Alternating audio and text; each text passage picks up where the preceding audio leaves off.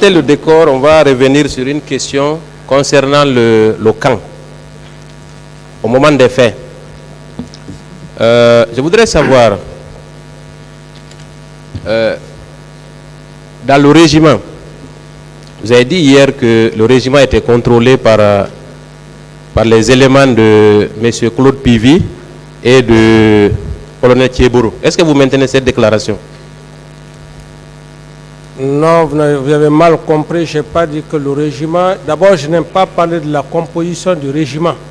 J'ai juste dit qu'à l'intérieur du régiment, il y avait les éléments du colonel Thiebourou qui ne fait pas partie du régiment. Donc, je ne suis pas rentré dans les détails. Je me suis abstenu de rentrer dans... Donc, le régiment, vous n'avez aucune idée non seulement du nombre, mais de sa composition, n'est-ce pas? Comme je l'ai dit, je compte. Oui. Le tribunal appréciera sur cette question. Je voudrais poursuivre. Est-ce que, avec le recul, aujourd'hui, il est certain que, au moment des faits, des bérets rouges sont sortis du camp et ont participé au massacre du 28 septembre? Est-ce que vous pouvez convenir avec moi sur cet aspect précis? Je ne dis pas que c'est vous qui avez ordonné. Je dis seulement... Oui, maître, vous le savez, mais M. Aboubakar Toumba, il est du béret rouge. Vous le savez bien qu'il est... C'est lui qui est venu au stade avec des éléments. Quand bien même, j'ai dit, quand bien même, il dit être venu avec un certain Foromo, dont je ne sais pas pourquoi cette sélection. Cependant, ce sont des éléments qui devraient être là pour une confrontation devant le tribunal. Très bien. Donc, on peut convenir aujourd'hui que plusieurs éléments de la garde présidentielle se sont rendus au stade. Je dis oui bien, et je réitère, j'ai dit, M. Aboubakar Diakité, alias Toumba, s'est rendu au stade. Et c'est lui qui sait les éléments avec lesquels il est parti. Oui, moi je ne veux pas pour le moment nommer qui que ce soit. Cette question, mais s'il vous plaît, cette question. On ne va pas commencer la journée par un refus de répondre, mon capitaine. Je poursuis. Si on considère que plusieurs éléments de la garde présidentielle sont sortis du camp pour aller perpétrer les massacres, c'est que certainement vous étiez au courant, n'est-ce pas? Ça n'engage que vous, maître. Très bien. Et pourtant, la veille, le chef d'état-major général des armées a pris un communiqué pour interdire à tout militaire de se rendre au camp ou en tout cas se promener dans la rue, n'est-ce pas? Oui ou non? Je n'ai pas de réponse à cette question. Très bien, mon capitaine. Maintenant, est-ce que... Voilà, je voudrais poursuivre sur une autre question. Dans le camp, pour sortir du camp avec des véhicules militaires, il y a plusieurs checkpoints, oui ou non? Bien sûr. Très bien. Donc, ce qui signifie que pour des bérets rouges, même s'ils sont de la garde présidentielle, pour quitter le camp, sortir, aller au stade, ils vont certainement traverser plusieurs checkpoints qui sont tenus par des gardes, oui ou non? Tout à fait. Très bien. Dans ces conditions, mon capitaine, est-ce que ceux qui se sont rendus au stade, s'ils n'avaient pas l'autorisation du président, le commandant du régiment, est-ce qu'ils avaient la possibilité de quitter le camp pour aller au stade perpétrer ces crimes? Avec tout le respect que j'ai pour vous, maître, vous savez, je suis sûr et persuadé que vous n'avez pas d'éléments, vous voulez vous en servir de mes déclarations pour établir des preuves de culpabilité par rapport à ma personne. Monsieur Toumba Diakité a dit clairement devant vous, devant le président, devant le tribunal, qu'il s'est rendu au stade dans le but d'aller me chercher. Et vous venez de citer ces différents points. Si vous voulez encore, je vais revenir là-dessus pour vous dire tout ce que vous voulez dire, ça ne concorde pas par rapport aux preuves que vous voulez chercher vis-à-vis de ma personne. J'étais au bureau, il m'a contourné. Très bien.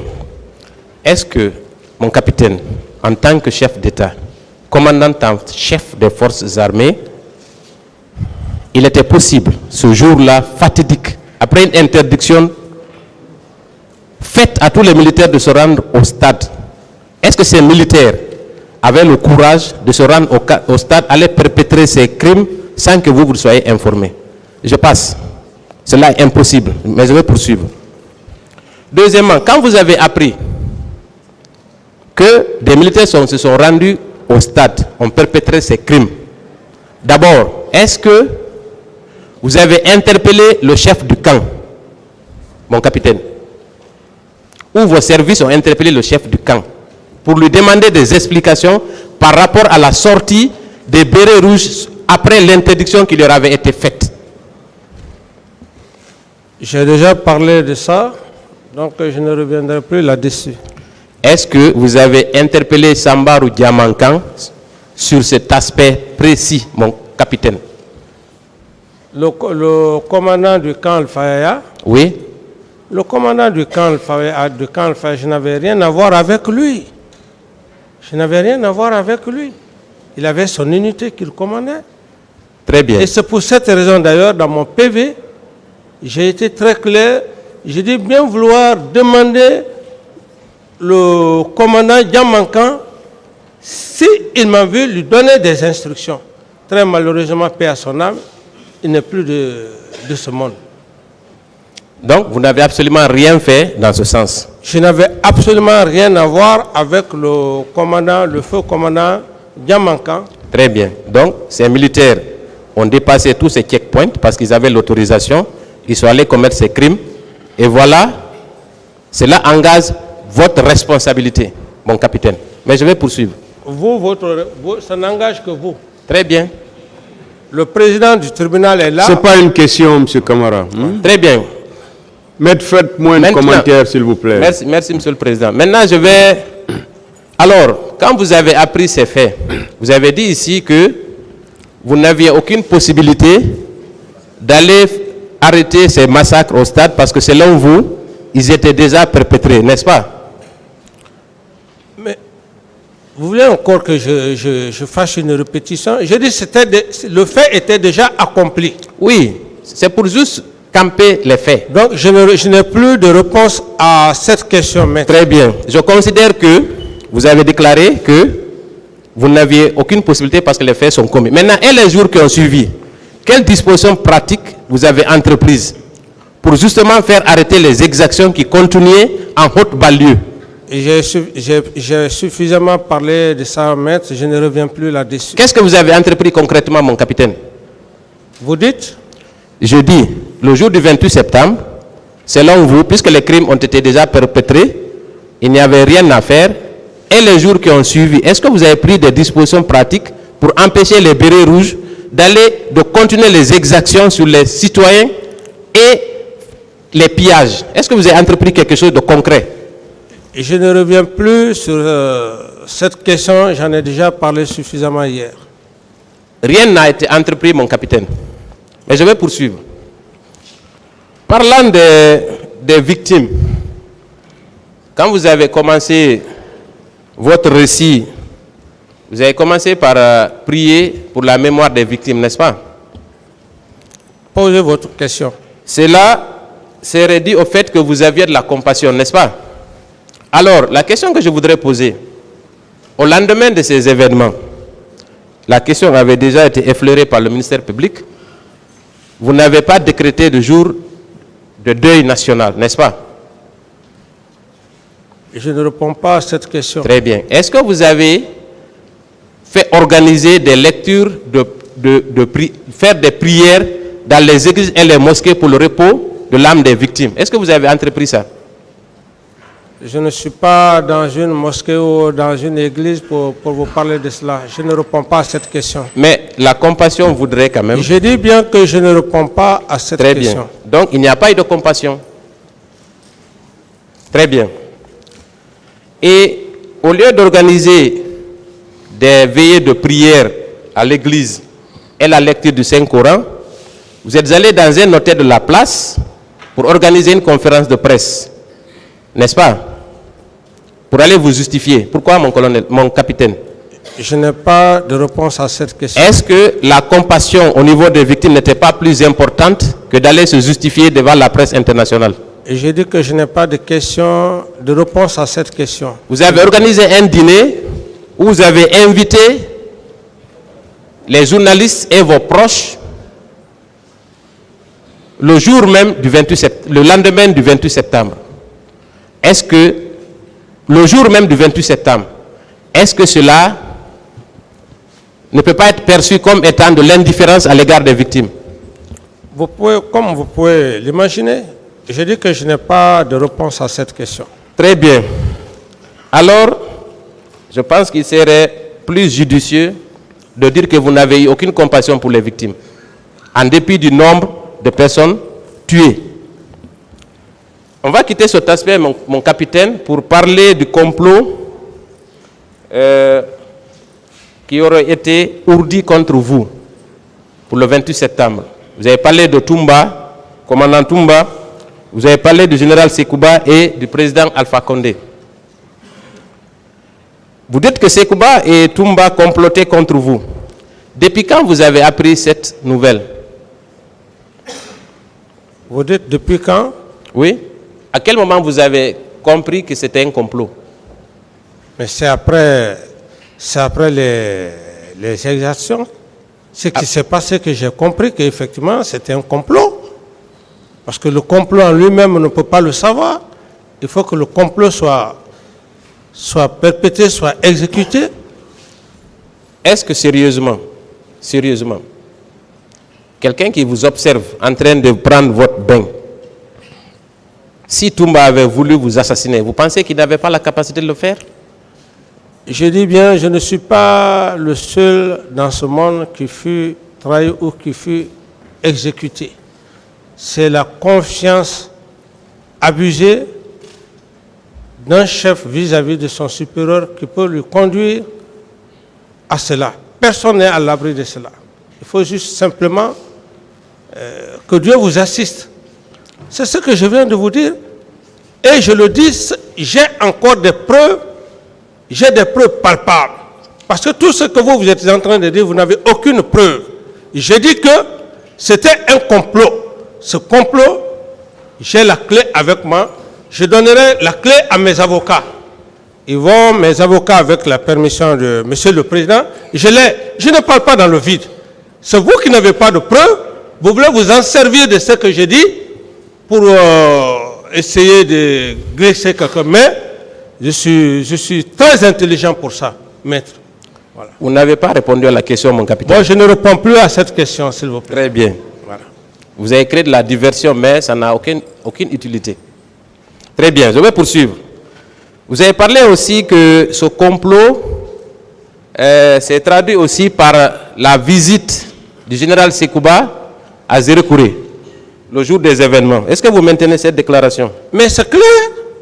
Comment un ministre de la Défense, vous faites un long voyage, Conakry, là-bas, vous revenez fatigué, épuisé.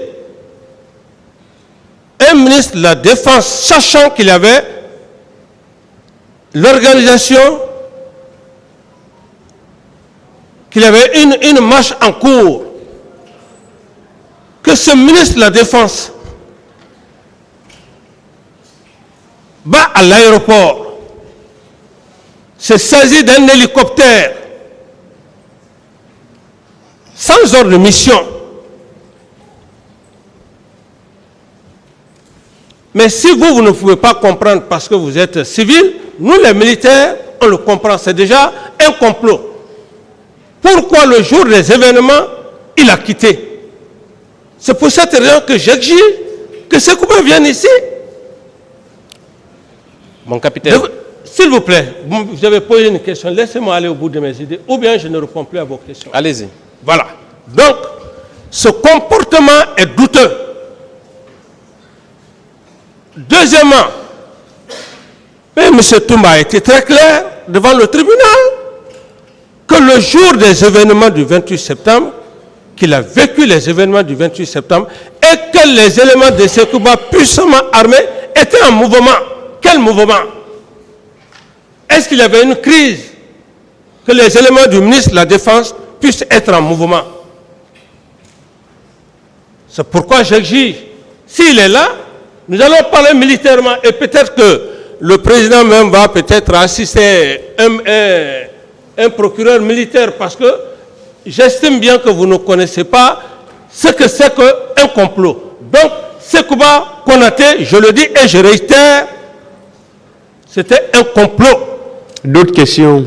Dites-moi, mon capitaine. C'est bon, hein? Voilà. D'autres questions? Dites-moi, mon capitaine. Est-ce que c'est l'hélico présidentiel qu'il a pris pour se rendre à Zérekouré? Quand il sera là, il va vous dire quel est C'est vous qui êtes là. Répondez à la question. Je sais simplement qu'il a pris l'avion pour se rendre à Massanta. De Massanta, puisque les événements n'allaient pas... Il veut savoir si c'est l'hélico présidentiel qu'il a pris pour partir. C'est à l'aéroport qu'il a emprunté un vol. Le vol, si c'est l'hélico ou quelle marque, mais c'est à l'aéroport qu'il a pris l'hélico pour se rendre à Massanta. De Massanta à... Ça veut dire que vous ne savez pas. C'est ça? Je ne savais pas le type d'appareil. D'autres questions, maître? Mon capitaine, il a pris l'hélico présidentiel pour se rendre à Zérekouré. Ah, donc je vous l'apprends. Ah, merci d'ailleurs. Très bien. Donc, est-ce que vous pensez que c'est logique, s'il n'avait pas votre approbation, qu'il puisse se permettre de prendre l'unique hélico présidentiel pour se rendre à Zérekouré s'il n'était pas en mission pour faire la campagne pour votre candidature à Zérekouré? Si ce n'était pas en mission, il était parti. Non, vous êtes en train... Vous n'êtes pas sur le chemin du droit. Pourquoi? Le ministre de la Défense, le fait qu'il ait pris le courage et il a même cherché à prendre un élément des membres du gouvernement pour masquer, comment dirais-je, cette apparence, il prend l'avion. Ce n'était pas dans le but. Il n'allait pas pour jouer un rôle pour moi. Non. C'est pour vous dire que tout ça, c'était des méthodes de déstabilisation. Est-ce qu'au cours de ce voyage, il n'était pas en compagnie de M. Papakoli Kourma? Mais c'est ce que je vous dis. Je dis que ce complot-là, il l'a fait pour dire que, bon, voilà, c'est un parent au capitaine Moussa Dadis. C'est dans ce contexte. Sinon, il n'avait pas sa raison de quitter le jour des événements du 28 septembre. Est-ce que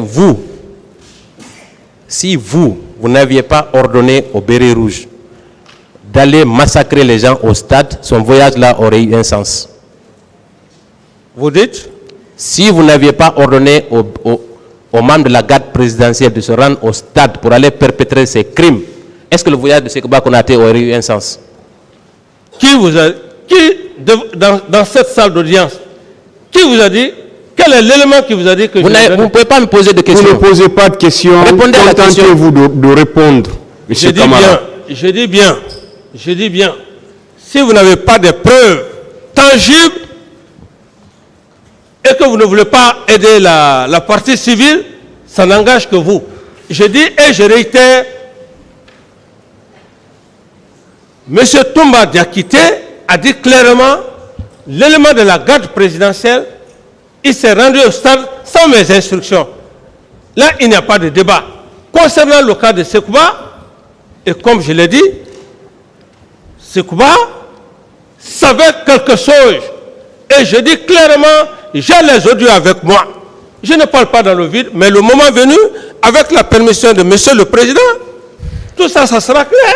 Vous n'avez pas répondu à la question. Je ne réponds plus à votre question. Voilà. Monsieur Camara, vous devez répondre aux questions. Monsieur le Président, s'il vous plaît, je vous ai dit, s'il vous plaît, je vous ai dit vos droits. C'est vous qui aimez faire trop de commentaires. Je vous ai dit vos droits. Et surtout, calmez-vous. Calmez-vous. Attendez les questions, essayez de les comprendre très bien. Et là, maintenant, vous les répondez. Allez-y, maître. Voilà, je disais, pourquoi voulez-vous créer de la diversion autour de cette affaire, mon capitaine? Pourquoi? Vous dites? Pourquoi vous voulez créer de la diversion? Pourquoi? Quelle diversion? Parce que vous parlez de complot. Vous donnez des instructions fermes. Allez les mater au stade et vous nous servez un complot. Pourquoi? Mais maître, je pense que c'est une provocation. Je vois déjà cette provocation, mais je ne répondrai pas à cette provocation. Et je veux simplement vous dire que je ne cherche pas à vous convaincre ici. Moi, je cherche le tribunal. Et ce qui est important, c'est que depuis le début du procès, aucun des accusés n'a dit devant le président du tribunal que monsieur le capitaine Camara était en complicité avec moi, ou le capitaine Camara m'a donné des ordres. C'est ce qui est le plus important. Tout le reste, tout ce que vous êtes en train de dire, ça n'engage que vous. Très bien, je vais poursuivre.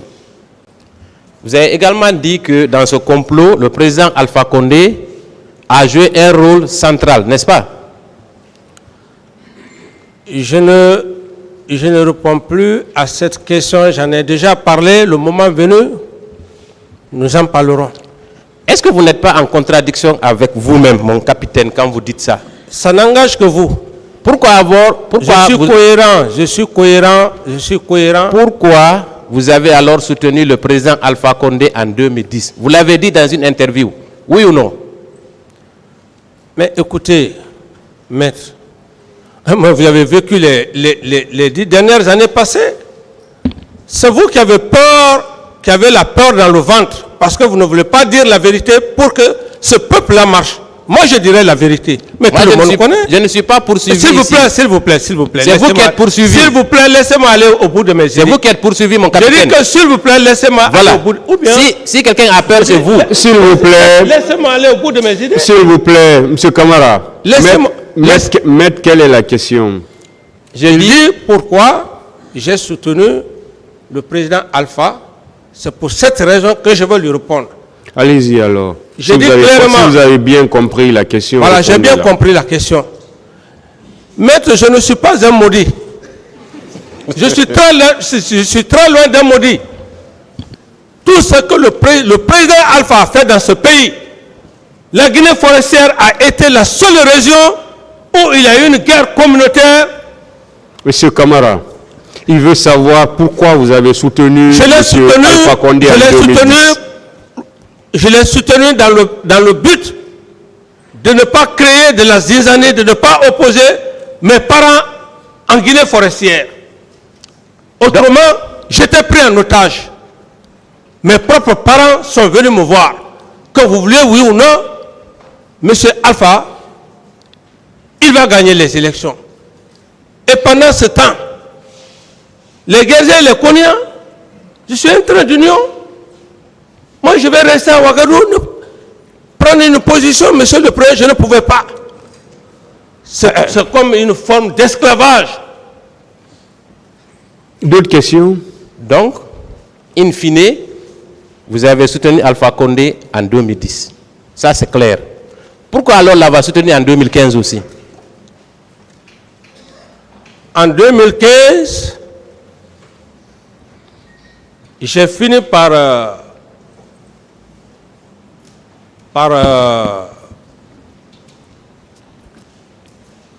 me déchaîner.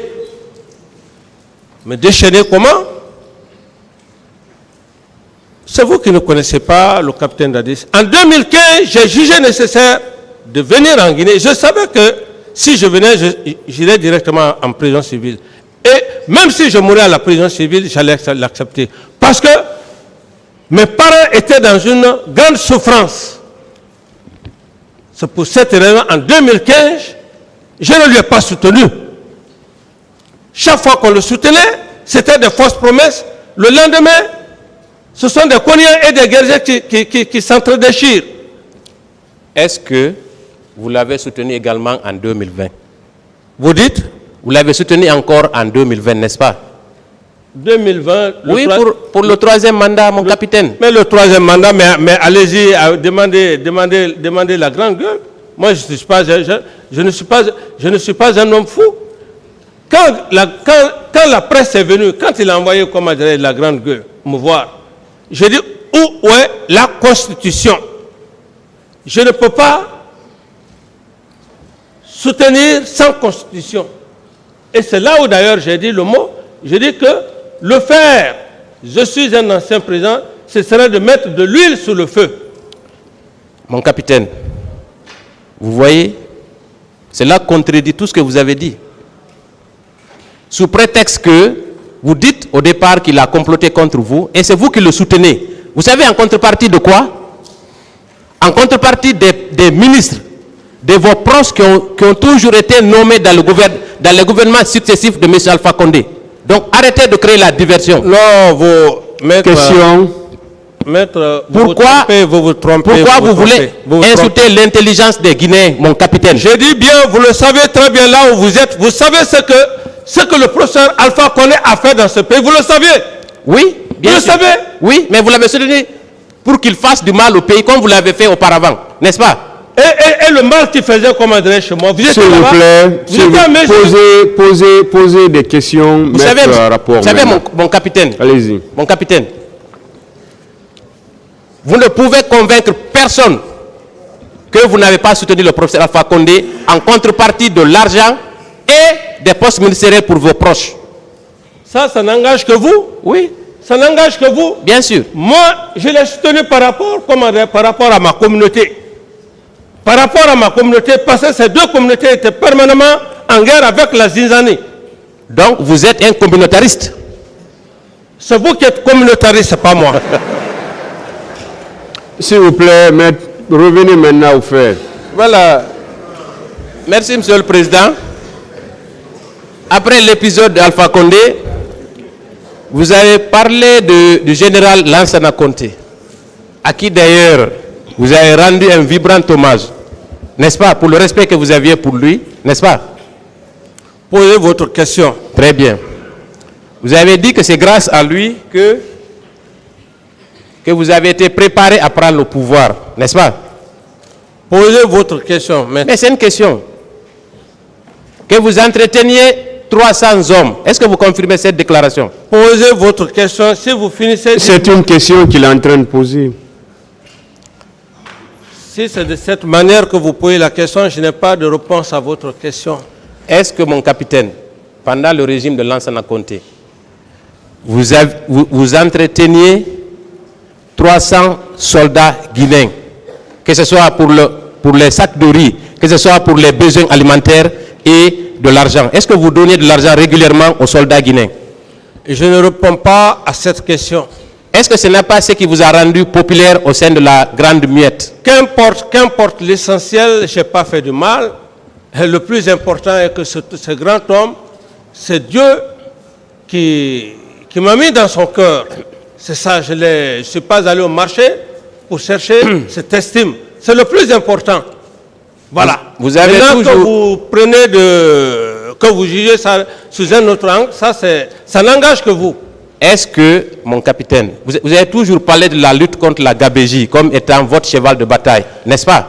Je dis que je ne réponds plus à votre question. Et par conséquent, je vais demander à Monsieur le Président que je vais garder mon droit de silence à cet avocat.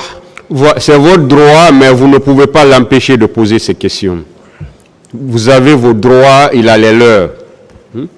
Donc, il va poser ces questions et vous allez les répondre. Mais puisque... S'il vous plaît, je vous ai dit vos droits. Ces droits aussi, il a aussi le droit de poser ces questions. Voilà. Allez-y, maître. Alors, moi, la question que je me pose, et je vous la pose d'ailleurs, à combien étiez-vous payé à l'époque? Je ne saurais vous le dire. Donc, techniquement, il était impossible pour vous d'entretenir 300 soldats si vous-même vous ne participiez pas à des détournements, n'est-ce pas? Je dis que je ne saurais vous le dire. Ça n'engage que vous. Très bien, on va poursuivre. Ça n'engage que vous. Mon capitaine, quand vous êtes arrivé au pouvoir, Vous avez fait la gabégie, la lutte, gabégie financière, des discours creux. Est-ce que vous-même, un discours creux, ce n'est pas une injure, confrère, s'il vous plaît? Continuez, maître. Alors, Non, mais vous n'êtes pas un S'il bon vous plaît, avocat. vous attendez la Ce n'est question. pas Vous votre n'êtes pas un bon apprécié. avocat. Parce que vous voulez troubler. Monsieur, vous ne pouvez pas me monsieur manquer de Camara, respect. monsieur S'il vous plaît. Camara, Vous ne pouvez pas me ce manquer n'est du pas à vous respect. d'apprécier ma qualité. vous contribuez au trouble de Est-ce que vous l'audience. comprenez français? Vous contribuez au trouble de l'audience. Parce que tout comprenez ce qu'il a Je ne dit, peux pas l'accepter. il n'a Ce rien n'est pas à dit de vous méchant. d'apprécier mes qualités. Vous contribuez au trouble de l'audience. Si vous avez été monté, si vous avez été monté,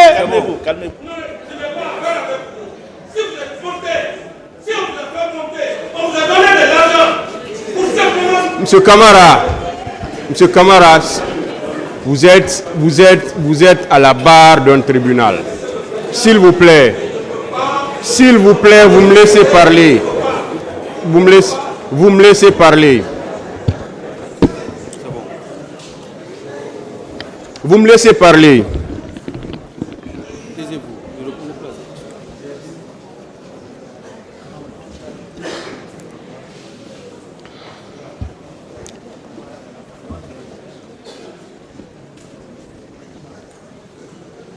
Nous sommes dans une salle d'audience. Nous ne sommes pas dans un bistrot où tout est permis. Je vous ai dit vos droits dès à l'entame de votre interrogatoire. Vous pouvez répondre ou vous pouvez dire que vous ne répondez pas. C'est très simple. C'est très simple. Mais comprenez que celui qui vous pose des questions, il a aussi le droit de vous poser des questions. Et il va vous les poser. Vous êtes là pour répondre aux questions. Dès qu'il y a un terme offensant ou il y a des propos vraiment qui ne doivent pas être employés, là le tribunal va intervenir directement pour demander à ce que ces propos soient retirés, ou bien qu'on ne vous les dise pas. Mais il y a des termes vraiment qui ne sont pas du tout offensants. Dire un discours creux, ça, ce n'est ni un propos offensant, ça ne veut rien dire pratiquement. Si vous ne l'avez pas fait, vous pouvez tout simplement dire « je ne l'ai pas fait ». Ça ne demande pas à ce que les gens s'enflamment dans la salle. Pour troubler l'audience, ça ne veut rien dire. Ça ne veut rien dire. Discours creux, ce n'est pas une injure, ce n'est pas un propos offensant. Je pense qu'on peut répondre à ça, simplement. Et on ne peut pas dire que parce que je ne réponds plus, donc vous n'allez pas me poser des questions. Ça, les règles du jeu ici, ce n'est pas vous qui les donnez, M. Camara. C'est pourquoi je vous dis vos droits dès l'entame. Le tribunal est très patient, il vous suit. Pourquoi je vous ai dit, on va vous poser des questions de la façon la plus courtoise, de la façon la plus respectueuse. Mais de votre côté aussi, vous devez répondre de la même façon.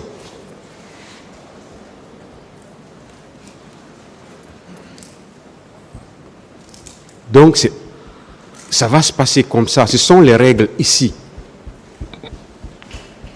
On va vous poser toutes les questions qui tendent à éclairer la lumière du tribunal. Vous-même, vous avez fait votre discours. Vous avez parlé assez de choses ici. Assez de choses. Et on est en train de vous poser des questions sur ce que vous-même vous avez dit à l'audience ici. Donc, tout ce que vous avez à faire, c'est de répondre à ces questions-là. C'est de répondre à ces questions. Je vous ai même dit, vous pouvez répondre par oui ou par non. Ou vous dites, je ne réponds pas à cette question. Parce que ça, c'est clair, ça, c'est très simple. Mais si vous vous énervez et que vous voulez que ce que vous voulez, que ça se passe comme ça ne peut pas se passer comme ça. Vous avez certes des droits, mais vous avez également des obligations. Voilà. Et c'est comme ça que ça va se passer, M. Camara. Ça n'a pas commencé avec vous. Tous les accusés qui se sont succédés avant vous, ça a été pareil. Et ça va continuer comme ça pour vous, ainsi que les autres accusés qui vont venir après vous. Ça va se passer comme ça. C'est ça les règles. Maître DS, continuez. Merci, Monsieur le Président. Continuez, Maître DS. Voilà, merci, Monsieur le Président. On va venir, lors de la prise du pouvoir, vous avez indiqué avoir reçu 22 millions de dollars, n'est-ce pas, mon capitaine? Où sont ces 22 millions? Je ne réponds pas à cette question. Est-ce que vous savez qu'il y a une procédure judiciaire qui est actuellement pendante à l'ORDEF pour justement rechercher ces 22 millions de dollars? Je ne réponds pas à cette question. S'il y a des commentaires, Monsieur le Président, quand je dis que je ne réponds pas à cette question, vous avez bien dit qu'il n'y a pas de commentaires. Et j'estime que j'ai aussi ce droit, Monsieur le Président. C'est pourquoi quand vous dites que vous ne répondez pas, restez là, s'il vous plaît. Quand vous dites que vous ne répondez pas, mais vous-même vous dites je ne réponds pas, mais vous continuez encore. Non, c'est parce que... S'il vous plaît, quand vous dites que vous ne répondez pas, attendez une autre question. Mais si vous-même vous dites je ne réponds pas, ou bien vous commencez d'abord par faire des commentaires, après vous dites je ne réponds pas. D'accord. Donc quand vous dites je ne réponds pas, attendez une autre question. Donc c'est pourquoi vous devez vous calmer.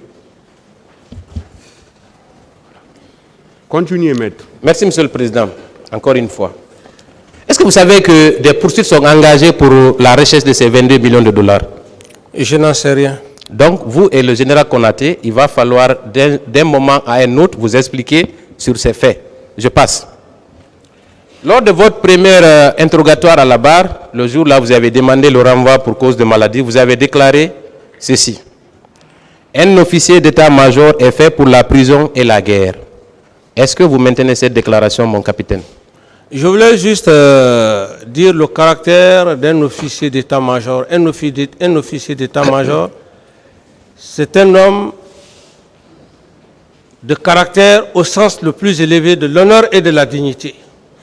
Et lorsqu'il accepte aller sous le drapeau, il ne va pas sous le drapeau pour faire plaisir à quelqu'un, il va sous le drapeau pour défendre les couleurs. D'où par conséquent, il peut trouver la mort, il peut trouver, et si d'ailleurs il est pris prisonnier pendant la guerre, il est fait comme prisonnier, c'est dans ce sens-là qu'il faut comprendre qu'on n'est pas officier qui le veut. Voilà. Merci pour ces brillantes explications, mon capitaine.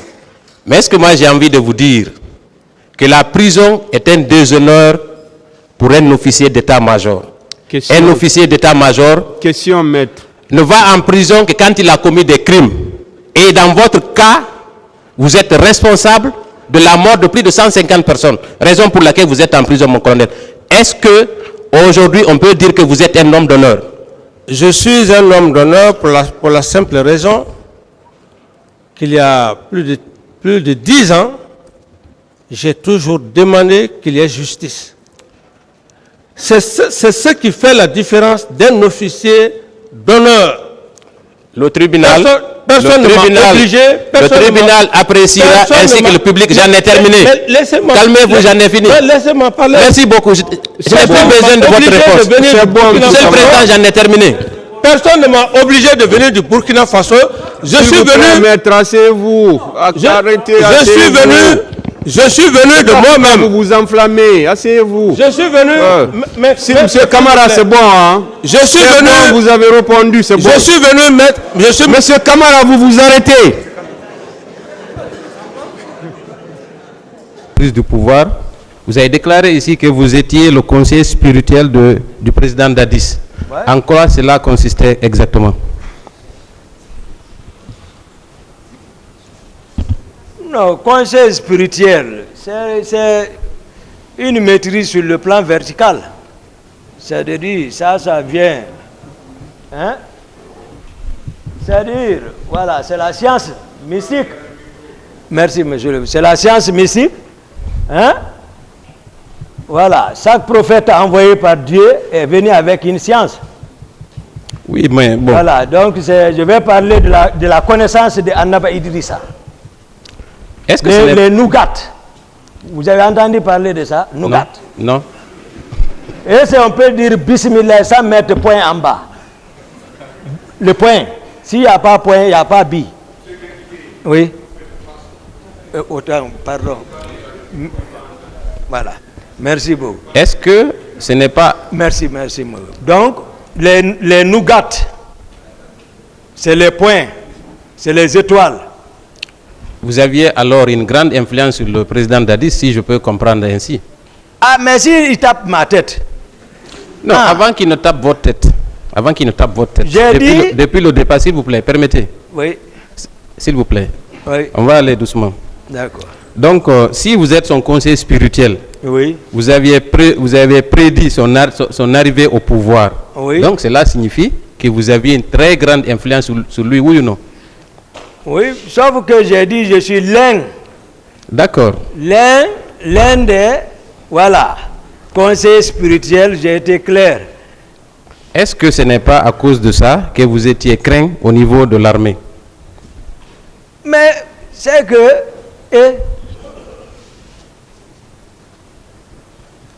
Oui. Tout ça, c'est Dieu, je ne sais pas. Mais en tout cas, mon parcours montre combien de fois moi je ne me suis pas amusé. Vous savez, je suis un bon soldat, c'est tout. Vous savez, un général ne vaut qu'à travers ses soldats. Hein? Un seul général dans une bataille ne peut pas faire grand-chose sans la troupe, n'est-ce pas? Oui. D'accord. Donc, dites-nous alors combien d'hommes étaient à votre disposition après la prise du pouvoir. Dites-nous, il y avait combien d'hommes? Non, c'est-à-dire, moi, je vous ai expliqué d'abord le rapport de force qui a conduit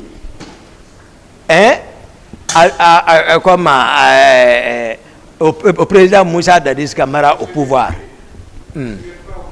Ah, d'accord, merci. Voilà. Donc, ok. Merci, monsieur le président.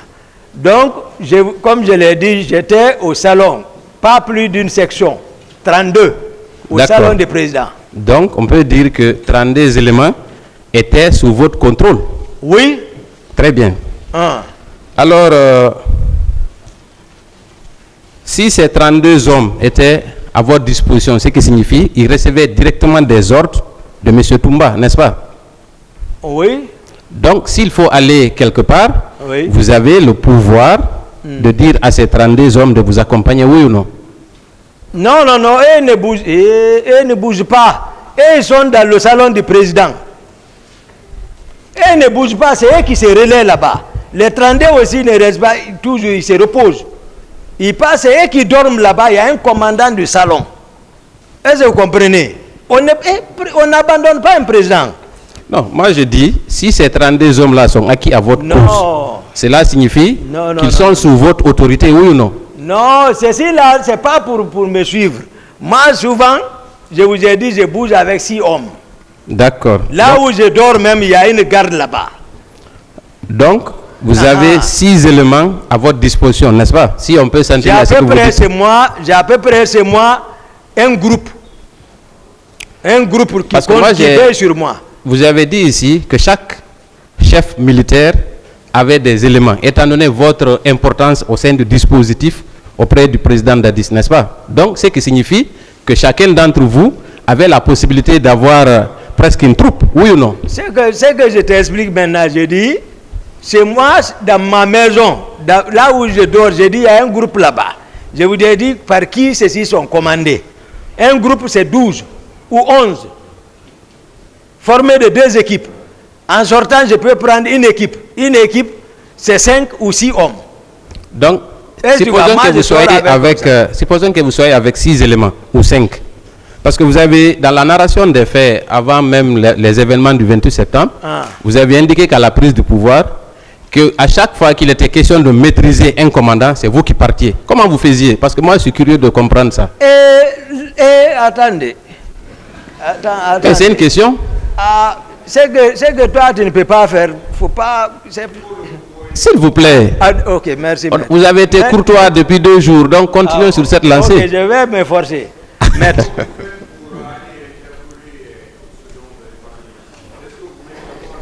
Oui, parce que c'est important qu'on sache. Voilà, c'est le courage. Écoutez, vous avez parlé d'un courage. commandant.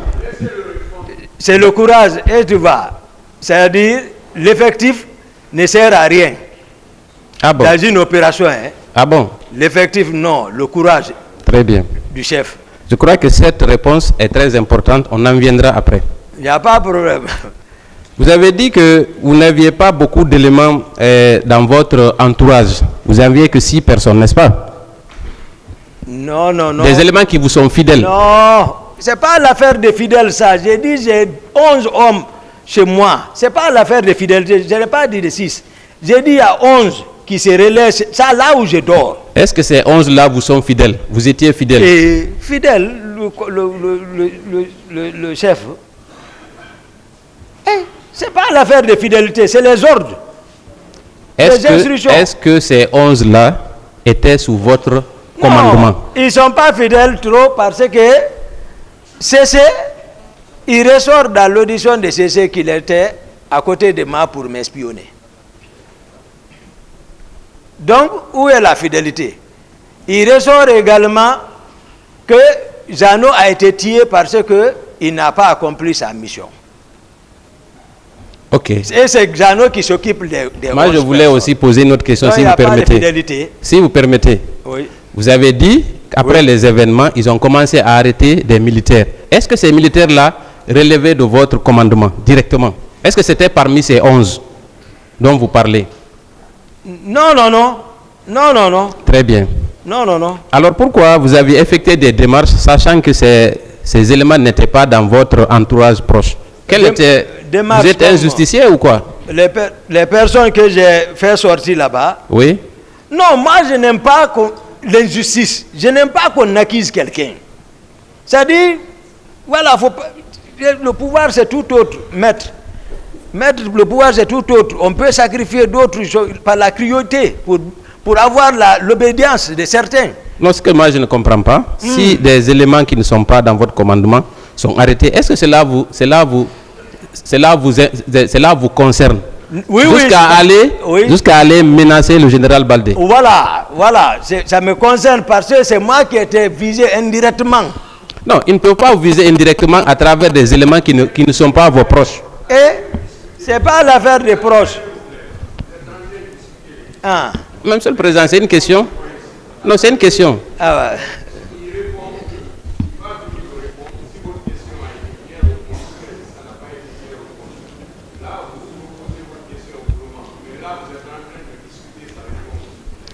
Donc, je vais reprendre la question. J'accepte, Monsieur le Président.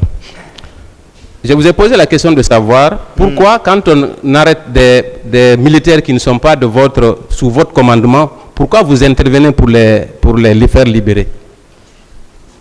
S'ils sont injustement arrêtés, il faut qu'ils soient libérés pour ne pas qu'ils soient vraiment accusés comme ça à tort. Je ne sais pas la cause. En principe, si je suis à côté du président comme aide de camp, je dois en être informé, dans les conditions normales. Est-ce qu'il n'est pas plus logique de dire que vous interveniez parce que ces éléments dont il est question relevaient de votre entourage direct? Non, non, non, c'est pas ça, maître. Très bien. Ne pensez pas comme ça, c'est pas ça. Très bien, je vais avancer. Ouais. Je vais venir maintenant à la planification des événements du 28 septembre. À partir de quand, à votre connaissance, la planification des massacres du 28 septembre a commencé? De votre expérience, étant donné que vous étiez dans le cercle restreint du pouvoir, à quel moment on peut situer la planification? Ça, c'est pas... Moi, je ne parle pas de planification dans ça. Moi, je parlerai de coïncidence. De coïncidence? Je vais vous expliquer. Oui. Parce que, à ma connaissance, je n'ai pas été informé de ça après l'abbé. Moi, je dormais. Ils sont venus me réveiller. Ils m'ont informé, je suis assis dans mon lit. Je les ai dit, personne ne sort. Laissez la police et la gendarmerie, ils sont partis. Ils ont rencontré le président, il les a dit de m'appeler. Il m'a appelé. Ça, c'est dans les environs de 9h, 10h. Je me suis préparé, je suis venu à son encontre. J'ai répondu. Je vous ai décrit. Si vous permettez. Oui. Est-ce que, à quel moment vous vous êtes rendu compte que la manifestation serait réprimée? À quel moment? C'est la question que j'ai voulu en fait poser. À quel moment vous vous êtes rendu compte? Quand je suis venu à répondre à l'appel du président. À la rentrée, c'est là-bas. Quand j'ai même fait les mêmes gestes voilà, dans quel état il se trouvait. Est-ce que vous n'aviez pas une autre possibilité, par exemple, d'informer le général Konaté de ce qui se tramait ou qui se préparait? Est-ce que vous l'avez appelé le général Konaté pour savoir quelle était sa position dans cette histoire? Non, moi, je ne relève pas du général Konaté. Mais je ne relève pas de lui.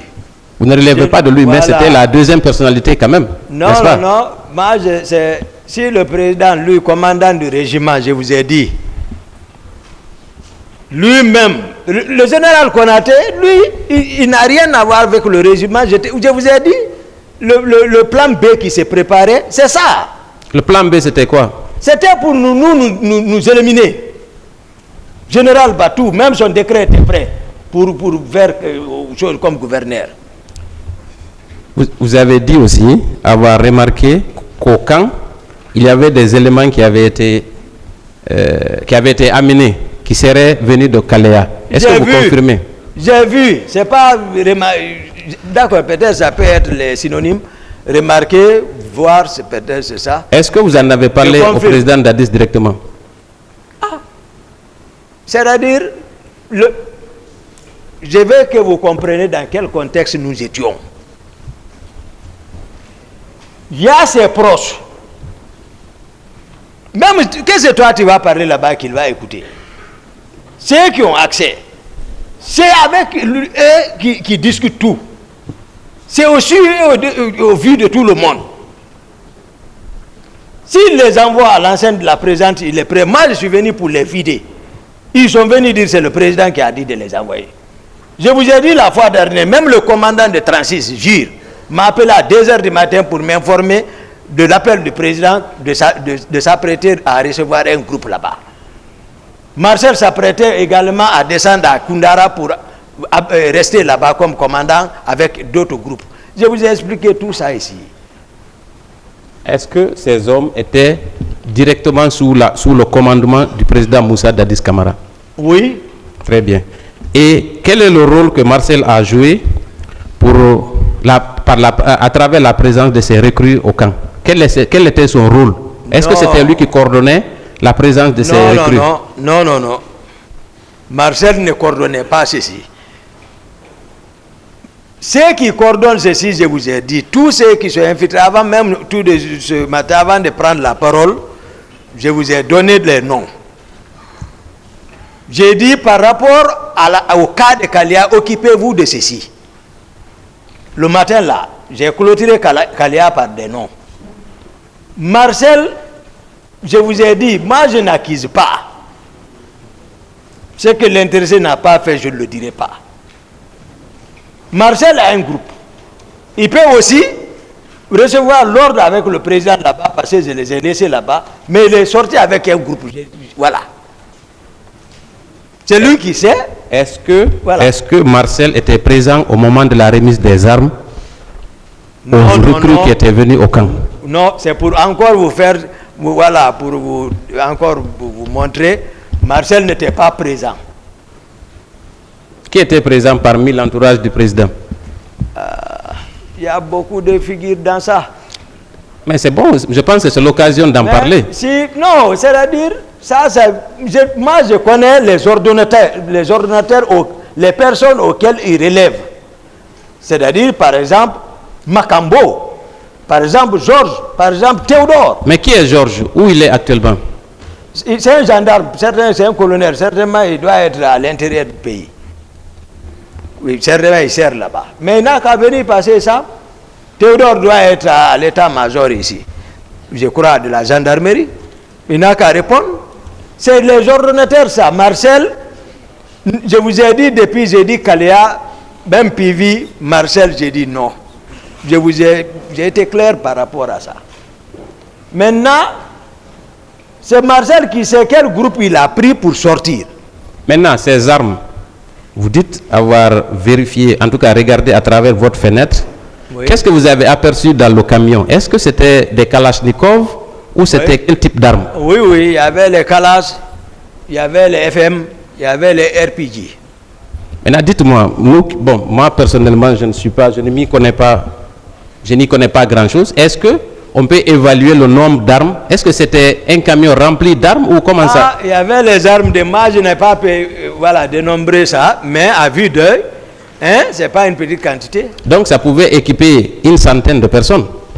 Je n'ai pas dénombré, mais quand même, ça, c'est suffisant, c'était suffisante quand même. Donc, dès lors que c'est dans l'enceinte du camp, forcément, le président Dadis était au courant.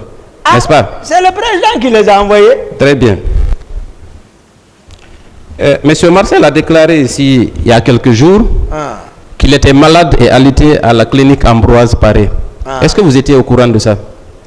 Voilà, son accident, c'est vrai, il a effectivement fait un accident. Est-ce qu'il est resté alité au camp pendant une semaine, la semaine qui a précédé? Non, il a fait un accident. Moi, ça n'allait même pas entre nous. Mais moi-même, je suis passé le voir à la clinique là-bas. J'ai même donné l'argent à un Marcel là-bas. Mais il est sorti le même jour. Donc, ce n'était pas si grave que ça? Il est sorti, je vous ai dit, la réunion de Thomas, c'est nous qui avons présidé. Très bien. Très bien.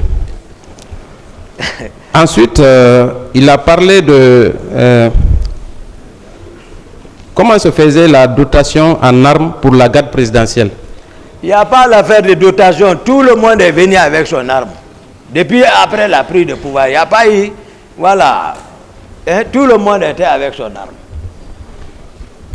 Il n'y a pas l'affaire de dotation là-bas. Personne n'a été doté là-bas. Si on dit, peut-être, les camions là, certainement ceux-ci ont été dotés. Mais dire la présidence, il y a une dotation d'armes, non. Donc il n'y avait aucun contrôle sur les armes qui circulaient dans le camp? Il n'y avait aucun contrôle. Merci beaucoup. Maintenant, je vais venir sur les questions concernant le stade. Oui. Je pense que la question vous a été posée, mais je ne suis pas très satisfait des réponses que vous avez apportées. Parce qu'il y a quelques zones d'ombre qui méritent d'être éclairées. D'accord. Voilà. Dites-nous, comment êtes-vous arrivé au stade? Avec combien d'hommes? Oh non, je suis sorti mettre avec Fromo, le féticheur. Comme je l'ai dit, dans une voiture personnelle, 4x4. Et c'est moi qui conduisais. Même un garde n'était pas avec moi. Je suis sorti avec Fromo, j'ai expliqué les circonstances. J'ai compris les circonstances. Maintenant, est-ce que quand vous êtes arrivé sur l'esplanade du stade, est-ce que vous n'avez pas contacté un chef hiérarchique ou en tout cas quelqu'un de l'entourage du président Dadis pour savoir est-ce qu'il était au stade? Parce que votre arrivée là-bas, c'était pour vérifier s'il était au stade et peut-être le ramener au camp. Est-ce que vous n'avez pas contacté quelqu'un pour savoir s'il était effectivement au stade? Si je n'ai pas contacté... Quelqu'un, oui? Non. C'est que d'habitude, quand Dadis sort, c'est qu'il est sorti. Moi-même, je vais comme à sa recherche. Plusieurs fois, je vous ai expliqué ça, maître. Plusieurs fois. C'est-à-dire, le protocole n'est pas respecté. Moi-même, c'est moi qui m'efforce. Parfois, je sors, je le cherche, je ne le retrouve pas. Maintenant, quand vous êtes arrivé au stade, à quel moment vous vous êtes rendu compte qu'il n'était pas au stade? S'il vous plaît. Oui. Voilà, il est 14 h.